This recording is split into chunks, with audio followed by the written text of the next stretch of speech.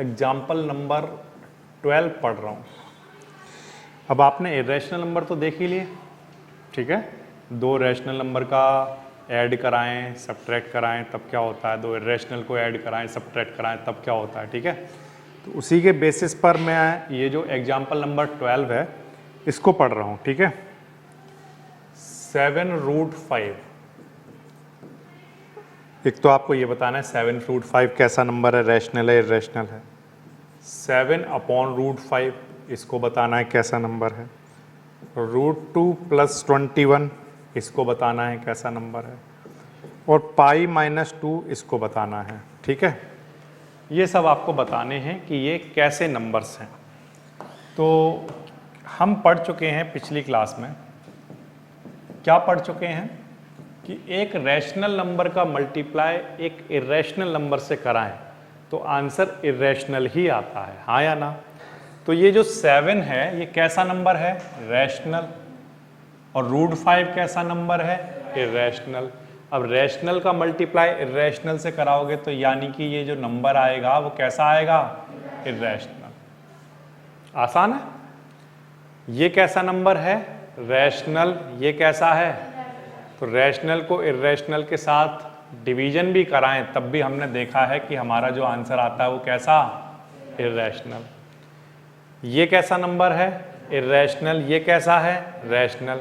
अब रैशनल और इरेशनल को ऐड कराएं तब भी आंसर क्या आता है, इरेशनल। ये समझ आया। इसी तरह से ये कैसा नंबर है, पाई, इरेशनल। और 2 कैसा नंबर है, रैशनल। अब इरेशनल में से रैशनल को सब्ट्रैक्ट करें तब भी आंसर कैसा आएगा, ये समझ आया। तो हमने क्योंकि ये पढ़ लिया है कि इनके ऑपरेशंस क्या क्या हैं, तो अब हम इनके आंसर बड़े आसानी से कर सकते हैं, ठीक है। कर पाओगे इस क्वेश्चन को? सिर्फ आपको ये बताना है कि ये रैशनल है या इरेशनल। और इरेशनल और रैशनल, इरेशनल और रैशनल में ऐड करें, सब्ट्रैक्ट करें, मल्टीप्लाई कराएं या डिवाइड कराएं, सबका आंसर कैसा आता है, इरेशनल, ठीक है। अच्छा, इसके बाद एक और एग्जाम्पल की तरफ चलो। एग्जाम्पल नंबर कौन सा, 13। क्या है एग्जाम्पल नंबर 13? एग्जाम्पल नंबर 13 में उसने बोला है कि ऐड करके दिखाना है किसको, 2√2 + 5√3 को, 2√2 + 5√3 को ऐड करके दिखाओ किससे, √2 - 3√3 से। √2 - 3√3 से क्या करके दिखाना है, ऐड करके दिखाना है, ठीक है। अब ये देखो कितने आसान से क्वेश्चन है, ध्यान दीजिए। ये जो 2√2 लिखा हुआ है इसको लिख लो, ठीक है, प्लस 5√3 ऐसे ही, ठीक है। कोई दिक्कत है क्या, नहीं। अब यहाँ पर जो नेक्स्ट टर्म है उसको यहाँ लिख लो, √2 के नीचे लेकिन √2 लिखना, माइनस और क्या है, 3√3। अब इसके साथ ऐड कराना है आपको, तो ऐड कराओगे तो कैसे कराओगे, तो अब बिल्कुल सिंपल है। देखो ये √2 तो दोनों में कॉमन है, ये तो सेम रहेगा, केवल ऐड किसको कराना है, 2 और 1 कितना, ठीक है ना। ऐसे ही ये √3 तो दोनों में ही कॉमन है। 5 में से 3 माइनस कराओगे तो कितना आ जाएगा, बोलो 2 कैसा, प्लस का, तो 5 में से 3 गए, ये समझ आ रही है बात। तो यानी कि √2 वाले को √2 वाले के साथ सॉल्व करना है और √3 वाले को √3 वाले के साथ सॉल्व करना है, हाँ या ना, आसान है। अगर हमें इन दोनों को ऐड कराना है तो हम 2√2 ये लिखे हुए हैं और एक √2 ये लिखा हुआ है, बताओ कितने √2 हो गए, 2√2 ये लिखे हुए हैं और एक √2 ये लिखा हुआ है, कितने हो गए, 3√2। कितने हो गए, अरे बिल्कुल सिंपल तो है, 1√2 यहाँ है और 2√2 यहाँ है, कितने हैं, 3√2। 5√3 यहाँ है और उसमें से माइनस कर देने हैं 3√3। 5 में से कितने, 3 माइनस कर देंगे तो कितने बचेंगे, बोलो 2√3, हाँ या ना। इस तरह से करना है, बिल्कुल आसान है ये तो। अच्छा, इसके बाद इसी तरह का मान लो आपके सामने एक और क्वेश्चन आया। क्या क्वेश्चन है, क्वेश्चन ये है कि 6√5 को, ये एग्जाम्पल नंबर बच्चों 14 है, कि 6√5 को मल्टीप्लाई कराना है किससे, 2√5 से मल्टीप्लाई कराना है। अब कैसे कराएंगे मल्टीप्लाई, तो ये बिल्कुल आसान है।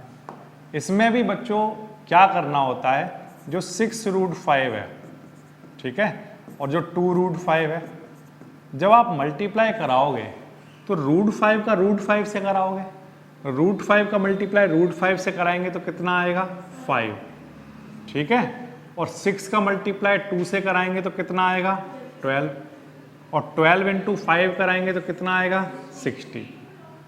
या दूसरा तरीका कि यहाँ पर जब मल्टीप्लाई कराना है तो पहले जो बिना रूट वाले नंबर हैं उनको एक साथ लिख लेंगे, और जो रूट वाले नंबर हैं उनको एक साथ लिख लेंगे।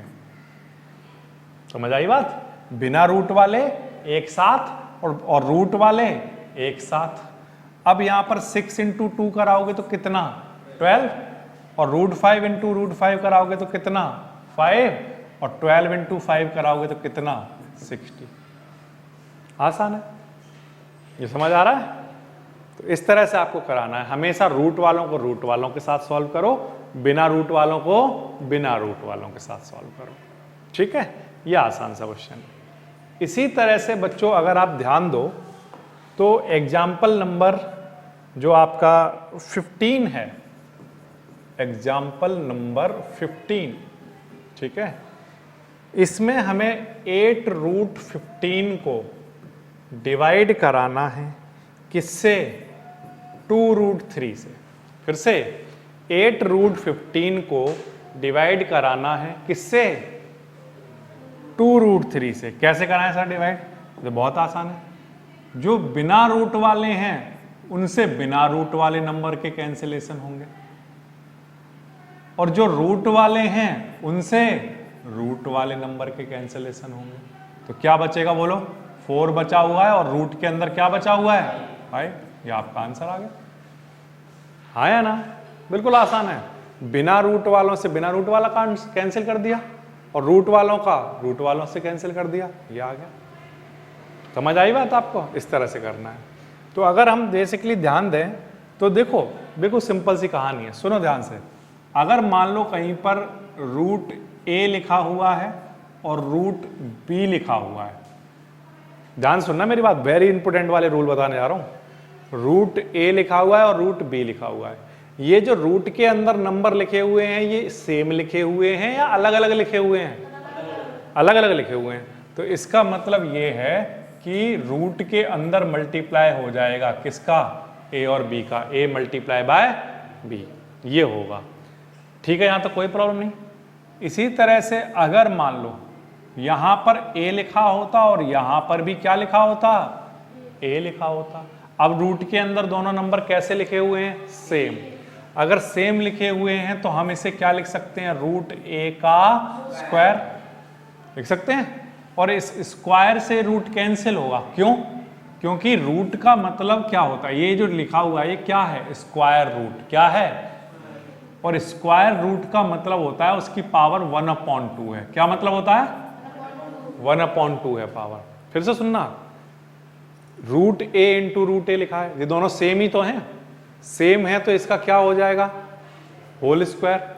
और ये जो स्क्वायर रूट लिखा हुआ है इसका मतलब क्या है कि a की पावर कितनी है 1/2, और इस 2 से ये कैंसिल, तो क्या बचेगा?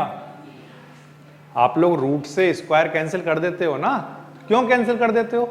क्योंकि रूट का मतलब कितना होता है, पावर 1/2, और 2 से ये 2, तो a बचता है हमारे पास, ठीक है। तो इसका मतलब ये है कि अगर √a इंटू √b कराएं तब तो आंसर √a इंटू b आएगा, लेकिन अगर √a इंटू √a कराएं तो आंसर सिर्फ क्या बचेगा, a। ये बात आई आपको समझ में? ठीक है, हाँ हाँ, डायरेक्ट कट कर दो, लेकिन मैंने सिर्फ समझाने के लिए ऐसा आपको बताया है, ठीक है। अच्छा, इसी तरह से √a का डिवीजन अगर √b के साथ हो रहा है, ठीक है, तो हम क्या करेंगे, रूट के अंदर ही इसको ऐसे डिवाइड कराएंगे, a डिवाइडेड बाय b, ठीक है। अगर कुछ कैंसिल हो रहा है तो ठीक है, अगर कुछ कैंसिल नहीं हो रहा तो बस ये रूट के अंदर ही रहेंगे और कुछ नहीं कर सकते आप इसमें। जैसे एग्जाम्पल के लिए मान लो यहाँ पर लिखा हुआ है √6 और यहाँ पर मान लो लिखा हुआ है क्या, √2, तो तो अगर आप इसको डिवाइड कराओगे तो रूट के अंदर ले आओगे 6 को और 2 को, दोनों को डिवीजन में, ठीक है।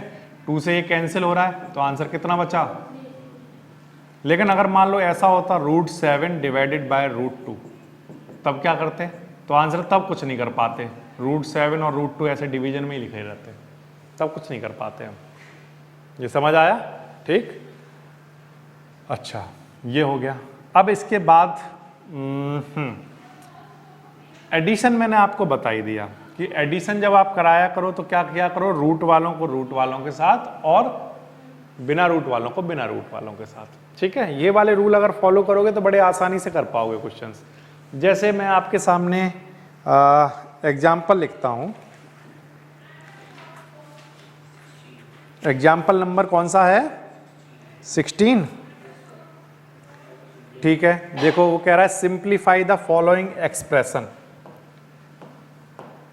एग्जाम्पल नंबर 16 है सिंप्लीफाई द फॉलोइंग एक्सप्रेशन। पहला पार्ट है 5 + √7 और 2 + √5। इस तरह का मान लो आपके पास क्वेश्चन आता है, ठीक है। देखो कैसे करोगे, बिल्कुल आसान है ये, ध्यान दीजिए। पहले आप क्या करोगे, ये जो 5 है इसका मल्टीप्लाई इस ब्रैकेट से कराओगे 2 + √5 से, ठीक है। फिर इस √7 का मल्टीप्लाई कराओगे किससे, इस ब्रैकेट से, ठीक है। जब हमें मल्टीप्लाई कराना है तो कैसे कराएंगे मल्टीप्लाई, पहले इस नंबर का इस ब्रैकेट से, फिर इस नंबर का इस ब्रैकेट से, ठीक। अब जब मल्टीप्लाई कराओगे तो देखना क्या होगा। 5 का मल्टीप्लाई 2 से कराओगे तो कितना आएगा, 10। अब जब 5 का मल्टीप्लाई √5 से कराओगे तो एक तो यहां पर बिना रूट वाला नंबर है और एक रूट वाला नंबर है, तो मल्टीप्लाई नहीं होगा, ठीक। तब हम क्या करेंगे, इस नंबर को भी ऐसे ही लिख देंगे और इसको भी ऐसे ही लिख देंगे। मतलब क्या लिखा जाएगा, 5√5। दोनों पे रूट होता तो हो जाता, अब दोनों पे रूट है नहीं तो इनको ऐसे ही लिख देंगे, ठीक।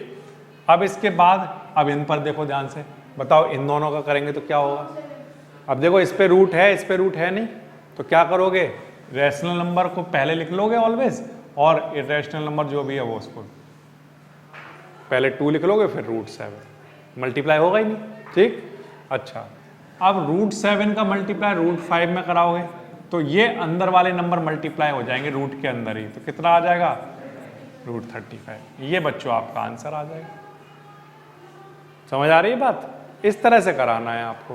तो पहले 5 का मल्टीप्लाई इस ब्रैकेट से, फिर √7 का मल्टीप्लाई इस ब्रैकेट से, फिर 5 का कराओगे 2 में 10, 5 का √5 में कराओगे 5√5 ही रहेगा।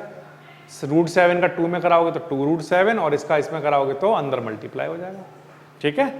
अब जैसे एग्जाम्पल के लिए मैं एक पार्ट और दिखाता हूं आपको, देखो समझो ध्यान से। जैसे मान लो आपके पास आया 5 + √5 और 5 - √5, ठीक है। मान लो इस तरह का आपके पास आ जाता है। अब क्या करोगे, तो इसमें करना वही है, पहले इस 5 का मल्टीप्लाई यहाँ कराएंगे, ठीक है, फिर √5 का मल्टीप्लाई यहाँ पर कराएंगे, या आप a + b और a - b वाली आइडेंटिटी भी यूज कर सकते हैं। अगर मान लो आपको आइडेंटिटी नहीं याद आ रही तो मैं उसके लिए तरीका बता रहा हूँ कि पहले आप इस 5 का मल्टीप्लाई किससे कराओगे, 5 - √5 से, फिर इस √5 का मल्टीप्लाई कराओगे किससे, 5 - √5 से। पहले इस 5 का इससे होगा ब्रैकेट से, फिर इस √5 का होगा इससे, ठीक। अब जब मल्टीप्लाई कराओगे तो कैसे होगा, सुनना ध्यान से। 5 का मल्टीप्लाई 5 में कराओगे तो कितना, 25 आएगा, माइनस 5 का मल्टीप्लाई √5 से कराओगे तो 5√5 आएगा। ये समझ आया, प्लस √5 का मल्टीप्लाई 5 से कराओगे तो 5√5 और √5 का मल्टीप्लाई √5 से कराओगे तो क्या आएगा। देखो जब हम दोनों ऐसे रूट का मल्टीप्लाई कराते हैं जो दोनों सेम ही हैं तो हमने क्या सीखा है, √a × √a क्या बन जाता है, a क्या बन जाता है। तो ऐसे √5 × √5 क्या बन जाएगा, 5 क्या बन जाएगा, 5, क्यों बन जाएगा ये समझ में आता है? अरे √5 इंटू √5 कराओगे तो √5 का स्क्वायर, स्क्वायर से रूट कट गया, क्या बचा 5। ठीक है, या दूसरा तरीका √5 इंटू √5 क्या होता है 25, और √25 किसके इक्वल होता है 5 के। ठीक है, इस तरह से कराओगे तो इस तरह से। अब देखो, हाँ इसमें अगर आपका कुछ सॉल्व हो रहा हो, जैसे यहाँ पर तो रूट वाले नंबर सब अलग अलग थे तो इनमें कुछ एडिशन होगा नहीं। जब तक सेम नंबर ना हो रूट वाले तब तक आप एडिशन सब्ट्रैक्शन तो करा नहीं सकते, तो इसमें तो हमने यही छोड़ दिया। अब इसमें सॉल्व हो सकता है कि देखो ये वाला प्लस का 5√5 है, ये माइनस का, तो ये क्या हो सकता है कैंसिल। तो 25 में से 5 माइनस कराओगे तो आंसर कितना 20, ये आपका आंसर बचेगा। ठीक है, क्लियर? तो इस तरह से जब आपके पास आएंगे तो मल्टीप्लिकेशन इस तरह से आप करा सकते हो, बहुत आसान है इनको कराना। अगर मान लो आपके पास कोई नंबर इस तरह से लिखा हुआ है लाइक √2, ठीक है, ऐसे लिखा हुआ है, तो इसके नीचे अपॉन में 1 लिख सकता हूं क्या? मैं लिख सकता हूं। तो अभी यहां पर जो डिनोमिनेटर है वो एक रैशनल नंबर है और यहां पर जो न्यूमरेटर है वो एक इर्रेशनल नंबर है, इसमें कोई प्रॉब्लम नहीं है। ठीक है, लेकिन इसका उल्टा हो तो ऊपर 1 लिखा हो और नीचे √2 लिखा हो। ठीक, तो यहां पर जो नंबर लिखा हुआ है ये अब कैसा है, नीचे डिनोमिनेटर में कैसा है, और ऊपर जो लिखा हुआ है वो रैशनल नंबर है। ठीक है यहां तक? अब जब भी बच्चों हमारे पास डिनोमिनेटर में एक इर्रेशनल नंबर आ जाता है तो हम उसे कन्वर्ट करेंगे किसमें, रैशनल नंबर में। किसमें कन्वर्ट करेंगे, रैशनल नंबर में कन्वर्ट करेंगे। क्यों करेंगे सर? क्वेश्चन ये है कि हम करेंगे क्यों? तो उसका आंसर ये है, मेरी बात ध्यान से सुनना, अभी आपको बात समझ आ जाएगी। अगर मान लो बच्चों कहीं पर ऐसा लिखा हुआ है, कैसा 4.04004 इस तरह से कहीं लिखा हुआ है, बताओ ये कैसा नंबर है? रैशनल है। अब मैं इसको एक रैशनल से डिवाइड करने वाला हूं, ध्यान देना, डिवाइड करने वाला हूं किससे, एक रैशनल नंबर से, 2 से डिवाइड करने वाला हूं। तो जब मैं 2 से डिवाइड कराऊंगा तो बताओ इसका आंसर क्या आएगा? तो आंसर है 2 से जब डिवाइड कराओगे तो ये आएगा 2.02002002 एंड सो ऑन। बताओ आप डिवाइड करा पाए या नहीं करा पाए? करा पाए सर। ठीक, अब फिर से सुनना, अब मैं अगेन आपको एक डिवीजन करने के लिए दे रहा हूं। ऊपर 2 लिखा हुआ है और नीचे लिखा हुआ है 4.040040004 एंड सो ऑन। अब मैं आपसे कह रहा हूं कि इसको इससे डिवाइड करके दिखाओ, क्या आप डिवीजन करा पाओगे? तो आंसर है नो। ये वाला डिवीजन तो हमें आता ही नहीं सर, ये वाला डिवीजन हमें आता ही नहीं। अगर मान लो सर सिर्फ आप इतना दे देते, कितना 2/4.04 ऐसा दे देते, तब तो बात बन जाती है ना, तब तो बात बन जाती। कैसे कि यहां से पॉइंट हटाते सर और ऊपर क्या कर लेते, 2 जीरो लगा लेते और फिर 400 से 200 को डिवाइड करा देते, है ना, तब तो बात बन जाती। या आप ऐसा दे देते, कैसा 200/4.040404 रिपीटिंग वाला दे देते, तब भी हम डिवाइड कर देते। कैसे कर देते कि हम जानते हैं, अभी फिलहाल के लिए मैं इसको ऐसे लिख देता हूं कि हम जानते हैं सर क्या, कि अगर इस तरह के नंबर हो तो उन्हें हमने P/Q की फॉर्म में कन्वर्ट करना सीखा है। सीखा है ना, P/Q की फॉर्म में कन्वर्ट करना सीखा है कि इस तरह का अगर नंबर हो तो उसका आंसर कितना आता है, 4 कितना, ये कितनी डिजिट के ऊपर बार है बोलो, अरे 2 डिजिट रिपीट हो रही है तो अपॉन में क्या आ रहा होगा बोलो, 99। तो ये 99 ऊपर चला जाएगा, तो 200 इंटू में क्या 99 अपॉन में क्या 4, तब भी हम कर लेंगे, हाँ या ना। तो इसका मतलब ये है कि नीचे रैशनल नंबर लिखे हो, चाहे वो टर्मिनेटिंग हो चाहे वो नॉन टर्मिनेटिंग रिपीटिंग हो, तब तो हम डिवीजन कर लेते हैं। क्यों? क्योंकि यहां से तो पॉइंट हटाओ, ऊपर 0 लगा लो और डिवीजन करा लो। अगर नॉन टर्मिनेटिंग रिपीटिंग हो, ठीक, तब उस केस में उनको P/Q की कन्वर्ट करना आता है हमें, तो P अपॉन Q की फॉर्म में कन्वर्ट कर लो, फिर उसके बाद डिवीजन करा लो। लेकिन प्रॉब्लम ये है कि अगर इस तरह का नंबर आ गया जो ना तो टर्मिनेट हो रहा है और ना रिपीट हो रहा है, तो अब मैं पॉइंट लगा के ये भी नहीं बता सकता कि यहां पर कितने जीरो आएंगे, हाँ या ना बोलो, नहीं लगा सकता ना भाई, ये रिपीटिंग थोड़ी है। जो मैंने रिपीटिंग का तो कोई ऐसा मैंने कोई मेथड सीखा ही नहीं है। कैसा मेथड? जो ना तो टर्मिनेट हो रहा हो ना रिपीट हो रहा हो, उसको भी P अपॉन Q में चेंज कर दो, ऐसा तो सीखा नहीं है। हमने सिर्फ P अपॉन Q में कन्वर्ट करना किसको सीखा है? जो कैसे हो, रिपीटिंग हो, नॉन टर्मिनेटिंग कैसे हो, नॉन टर्मिनेटिंग और रिपीटिंग हो, उन्हीं को तो P अपॉन Q की फॉर्म में कन्वर्ट करना सीखा है। जैसे मान लो 0.4 का बार, 0.34 बार, इन्हीं को तो सीखा है। इनको सीखा है क्या? नहीं, इनको तो नहीं सीखा है। तो अब अगर इसमें डिवीजन कराया तो बड़े आराम से डिवीजन हो जाता है, लेकिन अगर रैशनल अपॉन इरेशनल हो तो डिवीजन नहीं हो पाता। तो इसीलिए हम क्या करते हैं, जब भी डिनोमिनेटर में इरेशनल नंबर आता है तो उसको हम क्या करते हैं, रैशनल बना लेते हैं। क्या बना लेते हैं? रैशनल बना लेते हैं। और इरेशनल डिनोमिनेटर को रैशनल बनाने की प्रोसेस को रैशनलाइजेशन कहते हैं। क्या कहते हैं बच्चों? रैशनलाइजेशन कहते हैं। द प्रोसेस ऑफ कन्वर्टिंग किसको? Irrational to rational. ठीक है, क्या कहलाता है? रैशनलाइजेशन। ठीक है, रैशनलाइजेशन कहलाएगा। ठीक है, ये वाली बात ध्यान रखोगे? ठीक है, रैशनलाइजेशन। ओके, अब रैशनलाइजेशन की प्रोसेस कराएं कैसे?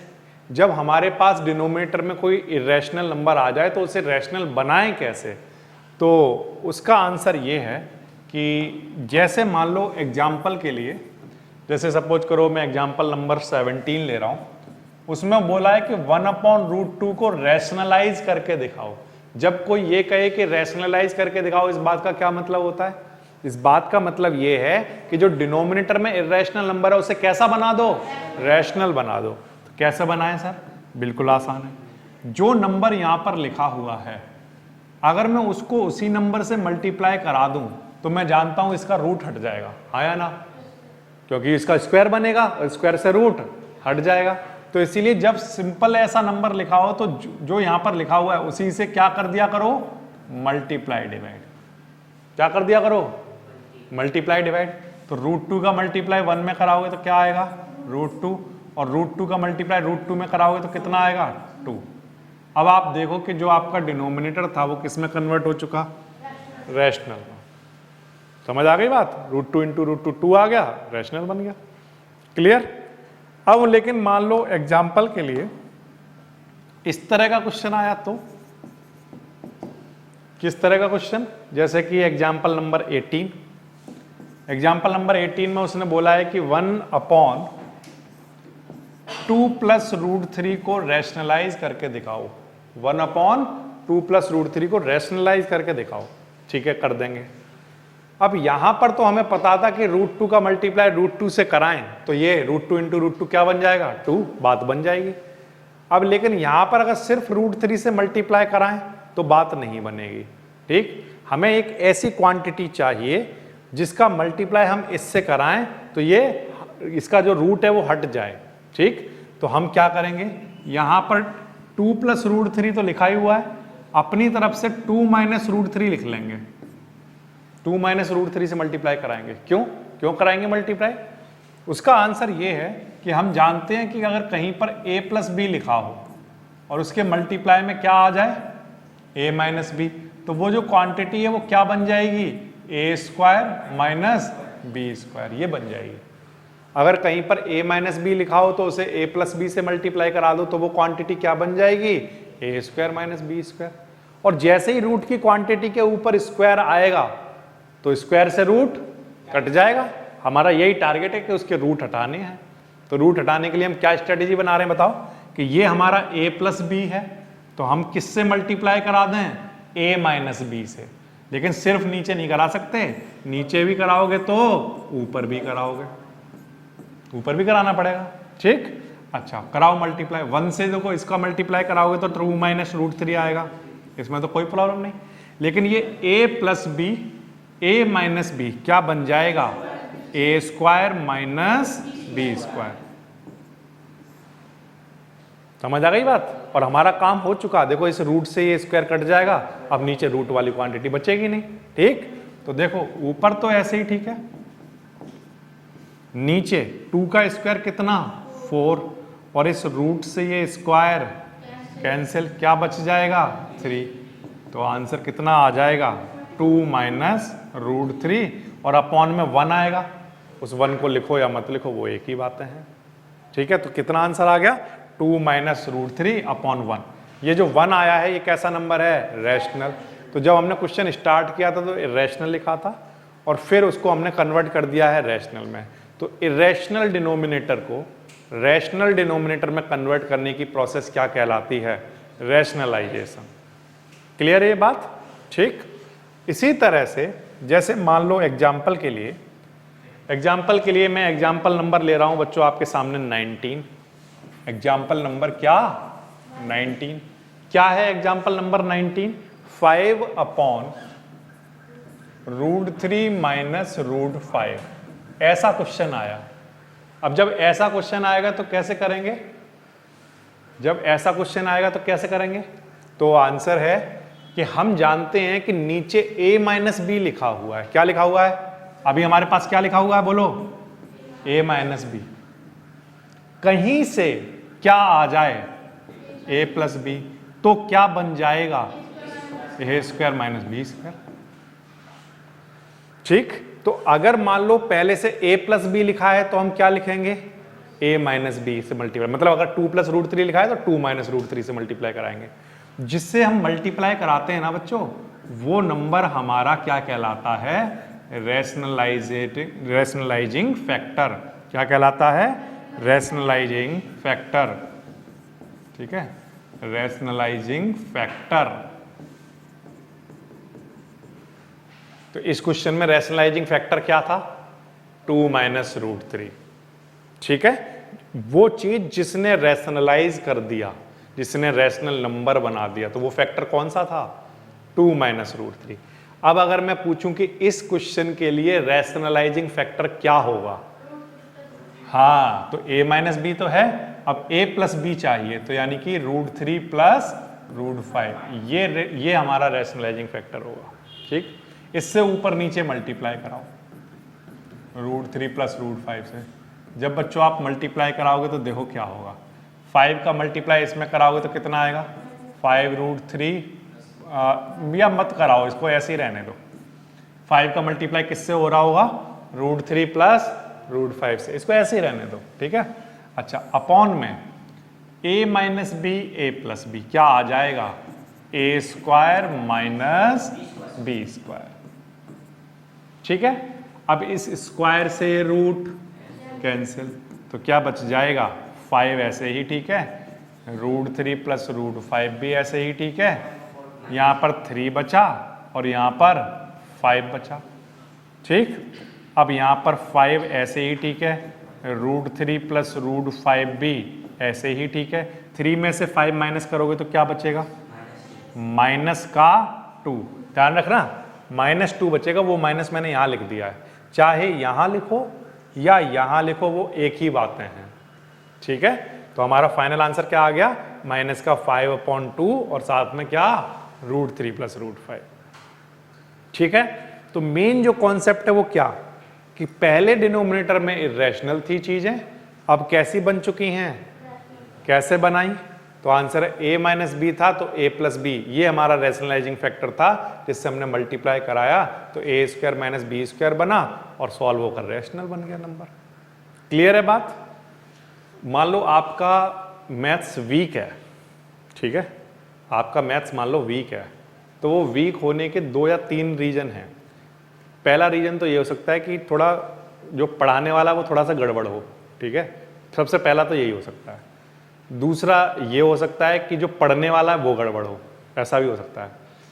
पढ़ने वाले जो जनरली गड़बड़ी करते हैं वो क्या, कि अगर आपको रैशनलाइजेशन बताया जा रहा है, ठीक है, तो रैशनलाइजेशन किसे कहते हैं ये बता दे जाना काफ़ी नहीं है, ये बात ध्यान रखना, ठीक है, या ये जान लेना काफ़ी नहीं है कि रैशनलाइजेशन किसे कहते हैं। रैशनलाइजेशन आपको समझ में आ गया क्या होता है, तो आंसर है यस, रैशनलाइजेशन समझ में आ गया कि इरेशनल डिनोमिनेटर को रैशनल बनाने की प्रोसेस क्या कहलाती है। अब इमीडिएटली आपका क्वेश्चन क्या होना चाहिए कि हम रैशनलाइजेशन कराते ही क्यों हैं। क्वेश्चन तो ये है ना, अरे ये तो समझ में आता है कि इसको ये बनाना क्या कहलाता है और रैशनलाइजेशन कहलाता है। लेकिन अगर आपको ये नहीं, अगर आपने ये नहीं पूछा कि हम ये रैशनलाइजेशन कराते ही क्यों हैं, तो गड़बड़ है। तो ये गड़बड़ किसकी है? दोनों की, पढ़ाने वाले की भी और पढ़ने वाले की भी। लेकिन किसकी ज्यादा है? तुम्हारी ज्यादा है, पढ़ने वाले की ज्यादा है। कि अगर कह दिया कि रैशनलाइजेशन इसको कहते हैं और अगर आपने ये नहीं पूछा कि कराते ही क्यों हैं, तो फिर गड़बड़ है। आप क्यों पूछते जाओ, अगर सामने वाले के पास आंसर होगा तो आंसर करेगा, हाँ या ना, हर हाल में करेगा, ठीक है। नहीं होगा तो फिर बात अलग है, वो अपना कुछ ना कुछ आपको गोली दे देगा, छोटी मोटी मीठी मीठी, हाँ या ना। तो ये अगर आप करना चाहते हो कि अपना स्ट्रांग रहे मैथ, तो हमेशा हर चीज के पीछे बस क्यों क्यों लगाते जाओ कि ये क्यों होगा, वो क्यों होगा, वो क्यों होगा। जब आपके साथ सारे क्यों के आंसर मिल जाएंगे तो आपके बेसिक कॉन्सेप्ट क्लियर हो चुके होंगे, और जब बेसिक कॉन्सेप्ट क्लियर हो जाएंगे फिर इसके बाद मैथ में तो आपको कोई मार्क्स दे ही नहीं सकता है। आपको मैथ में कोई पीछे नहीं छोड़ सकता, चाहे किसी सब्जेक्ट में छोड़ दे। समझ आ रही है बात? तो सबसे पहले बहुत बेसिक सी चीज़ें सीखोगे तो फिर हमेशा मैथ स्ट्रांग रहेगा, ठीक है। लेकिन सीख तभी पाओगे जब आप पूछोगे क्यों, हमेशा क्यों पे लगे रहोगे तो फिर बात बनती रहेगी। एक और एग्जाम्पल आपके सामने रख रहा हूं, वो ये है कि एग्जाम्पल नंबर 20 है। एग्जाम्पल नंबर 20, 1/7 + 3√2, ठीक है। जैसे मैंने आपको पिछली वाली क्लास में मैंने आपको एक √9.3 ये सब बनाकर दिखाए थे, है ना। तो अगर आपको सिर्फ ये बता दिया गया कि ये होता है, यहाँ पर ये बना लेना, फिर 1 सेंटीमीटर एक्सटेंड कर देना, फिर 90 डिग्री एंगल बना लेना और फिर ऐसे कर देना, तो ये वाला जो नंबर होगा वो √9.3 होगा, ठीक है। ये तो स्टेप्स हैं, लेकिन हमें कैसे पता चलेगा कि √9.3 होगा, ये आया कहाँ से। अगर आपने ये पूछ लिया तो फिर बताना पड़ेगा कि ये वाली जो क्वांटिटी है ये क्या होती है, हमेशा क्या निकल कर आती होगी, √9.3, और वहाँ से √9.3 बन जाएगा जब उसको घुमाओगे। लेकिन आपको पूछना पड़ेगा ना कि वो स्टेप्स आए कहाँ से। हर चीज़ के पीछे मैथ्स के में कॉज है कुछ ना कुछ, इसके लिए इसलिए हुआ, ये इसलिए हुआ, ठीक है। तो अगर आपको स्ट्रॉन्ग करना है तो ये सब बस क्यों क्यों करते रहो, आपका मैथ्स स्ट्रॉन्ग होता जाएगा। 1/7 + 3√2 है। अगर मैं आपसे पूछूं कि इसका रैशनलाइजिंग फैक्टर क्या होगा तो क्या आंसर करोगे? 7 - 3√2 कितना होगा?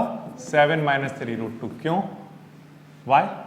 क्योंकि a + b है तो कहीं से a - b आ जाए तो क्या बन जाएगा? a² - b²। तो 1 का मल्टीप्लाई जब यहाँ कराओगे तो ये तो 7 - 3√2 रहेगा, इसमें तो कोई प्रॉब्लम नहीं, ठीक है। जब लेकिन यहाँ की बात करें तो क्या बन जाएगा? a² - b²। ये a है और ये तो a यानी 7 का स्क्वायर, b यानी कि 3√2 का स्क्वायर, ठीक है, ये कोई प्रॉब्लम नहीं। अब इसके बाद 7 - 3√2 ऐसे ही ठीक है, 7 का स्क्वायर और 3√2 का स्क्वायर। देखो 3√2 का स्क्वायर का मतलब हो गया कि 3√2 को 2 बार मल्टीप्लाई कराओ। अब 3 × 3 कराओगे तो कितना आएगा, और √2 × √2 कराओगे तो कितना आएगा? 2। तो आंसर कितना? 18 आएगा। तो मैं वो यहाँ लिख देता हूँ, ठीक है। अब इसके बाद बच्चों क्या बचेगा? 7 - 3√2 तो ऐसे ही ठीक है। अब इसमें से कितना बचेगा? 31। जो नंबर इरेशनल था डिनोमिनेटर में अब वो रैशनल हो चुका। ये प्रोसेस कहलाएगी क्या? रैशनलाइजेशन। और अगर कोई पूछे कि ये यहाँ पर मल्टीप्लाई क्यों कराया तो उसके पीछे हम क्या कहेंगे कि हमारा ये स्ट्रेटजी थी कि हम यहाँ पर क्या बनाना चाहते हैं? a² - b², इसलिए, ठीक है। इस तरह से हो जाएगा आपका एग्जाम्पल नंबर 20। देखिए ध्यान दीजिए, इसके बाद बच्चों एक छोटी सी चीज और है जो क्लास 7th में, क्लास 8th में आप पहले से पढ़कर आए हो, वो है लॉज ऑफ एक्सपोनेंट्स। ठीक है, लॉज ऑफ एक्सपोनेंट्स। जब भी हमारे पास कोई एक नंबर लिखा होता है, एग्जाम्पल के लिए जैसे मैं यहाँ पर a लिखता हूँ, ठीक है, ये कोई a क्या है, कोई एक वेरिएबल, अभी फिलहाल के लिए ऐसा मान लो, और इसकी कुछ पावर लिखी हुई है, पावर में कुछ लिखा हुआ है, जैसे एग्जाम्पल के लिए मान लो 5 लिखा हुआ है। ठीक है, तो ये जो नीचे लिखा हुआ है ये हमारा क्या कहलाता है, बेस, और ये जो ऊपर लिखा हुआ है ये हमारा क्या कहलाता है, एक्सपोनेंट। क्या कहलाता है, एक्सपोनेंट, या इसको आप लोग जनरली क्या बोलते हो, पावर। ठीक है, तो ये नीचे जो होता है वो बेस होता है, ऊपर जो होता है वो एक्सपोनेंट या पावर। चलो अभी फिलहाल के लिए हम पावर ही कहेंगे। ठीक है, अच्छा, अब इनके कुछ लॉज हैं जो हम छोटी क्लासों में पढ़कर आए हैं। उनमें से हमने पहला लॉ ये पढ़ा था, सबसे पहला लॉ क्लास 8th या 7th लेवल पर ही आपको बता दी गई होंगी ये चीजें, कि अगर हमारा बेस सेम हो, बेस कैसा हो, same, but power different different हो, है ना, और बीच में किसका साइन हो, मल्टीप्लाई का। बेस सेम हो और पावर डिफरेंट डिफरेंट हो, बट बीच में मल्टीप्लाई का साइन हो, तो पावर क्या हो जाती हैं, ऐड हो जाती हैं। ये आपने पढ़ा है पहले, यस। फिर इसके बाद अगर बेस सेम हो और पावर डिफरेंट डिफरेंट हो और बीच में डिवीजन का साइन हो, तो वो जो पावर हो जाती हैं वो कैसी हो जाती हैं, सब्ट्रैक्ट। इसमें से ये वाली पावर सब्ट्रैक्ट हो जाएगी। ठीक है, ये दूसरा रूल आपने पढ़ा था। और तीसरा रूल बच्चों आपने ये पढ़ा था कि अगर मान लो किसी बेस के ऊपर कोई पावर है, ठीक है, और उसके ऊपर भी होल में पावर है, तो वो जो दोनों पावर हैं वो क्या हो जाएंगी, मल्टीप्लाई हो जाएंगी, x इंटू वाई। ये भी समझ आता है। फिर इसके बाद एक और वेरी इंपॉर्टेंट वाला टर्म है जो हमने पढ़ा था कि अगर किसी भी नंबर की पावर नेगेटिव हो, कैसी हो, नेगेटिव, तो वो नंबर को हम डिनोमिनेटर में ले जाकर पॉजिटिव पावर लिख सकते हैं। उसको कैसे लिख सकते हैं, पॉजिटिव। ठीक है, ये कुछ 4 रूल आपने 8th क्लास लेवल तक आपने पढ़े हैं, और उसी पर बेस्ड एक रिवीजन टाइप का कराया गया है क्लास 9th के अंदर। ठीक है, सिर्फ रिवीजन के लिए है, यहाँ पर कुछ नया नहीं बताया गया है। 9th क्लास में आकर एक्सपोनेंट पावर में कुछ भी नया नहीं है जो आपने 6th, 7th, 8th स्टैंडर्ड पर ना पढ़ा हो। तो उन्हीं पर बेस्ड कुछ एग्जाम्पल हैं, उनको हम लोग डिस्कस कर लेते हैं। जैसे एग्जाम्पल नंबर 21 की बात कर रहा हूँ। ठीक है, क्या क्वेश्चन आया, क्वेश्चन बहुत छोटे छोटे से दिए हुए हैं। 2 की पावर 2/3 है और बीच में बच्चों मल्टीप्लाई का साइन, और साथ में क्या, 2 की पावर 1/3। तो बेस सेम है तो पावर ऐड हो जाएंगी। ठीक है, ऐड करा दो, तो 2 की पावर, इनको जब ऐड कराओगे तो कितना आएगा, 3, और ऊपर भी 3 से 3 कैंसिल, तो क्या आ जाएगा, 2, है ना, 2 और 1 3, और नीचे एलसीएम भी 3, तो 3 से 3 कट जाएगा, क्या आ जाएगा, 2।